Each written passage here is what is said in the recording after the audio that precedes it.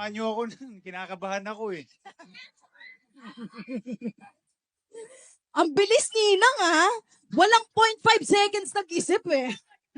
Alam mo dalawa kami rito De, first of all, good evening po sa inyo lahat.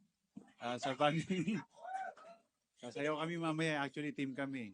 Jamin Chard, congrats nga pala sa inyong dalawa. 18 years na akong kasal and experience lang, no? Gusto ko lang i-share sa inyo. Nobody's perfect, katulad nga sinabi ni Nina Rachel. So nobody's perfect, but for me, pag magkaaway kayo, wag na wag kayong matutulog hanggat hindi nyo naayos yung away nyong dalawa.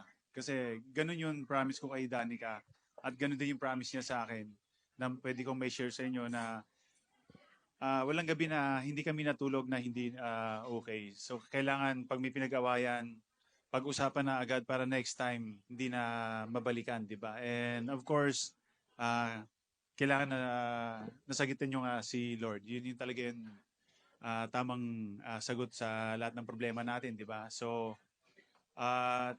maging open kayo sa isa't isa. Mag-enjoy kayo. Mag-enjoy kayo. Habang wala kayong baby, mag-travel na kayo na mag-travel. Picturean nyo yun. Kasi balang araw, babalikan nyo yun. Di ba? Mga 2 years, 3 years from now, pag may baby na kayo, balikan nyo yung lugar na yun. Dito tayo nagsimula dati, ganun. So, yun lang.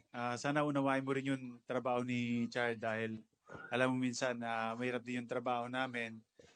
Kumakain din kami para sa inyo, sa family. But Chard, wag na wag mo kakalimutan na i-date ang ating asawa, di ba? Kahit na may asawa na, kahit may anak na tayo, kahit ilan anak na tayo yan, babalikan mo pa rin asawa mo. Pagkadalaga niya dati kung paano mo siya niligawan. Kailangan may date night pa rin. Kahit na may mga anak na, iwan nyo minsan sa mga magulang, kailangan may alis pa rin kayo, may date night pa rin kayo, pag-usapan nyo yung mga ganun kasi laking bagay yon kahit na may mga anak kayo. And lagi kayo magpipre sa isa't isa. Katulad ng sinabi ko sa inyo kanina, andito ako bilang kuya, bilang kaibigan. Kung may problema man kayo, lapitan nyo ako. Promise, nandito ako. Alam mo number ko, tawagan mo ako yun. So yun. Congrats, thank you.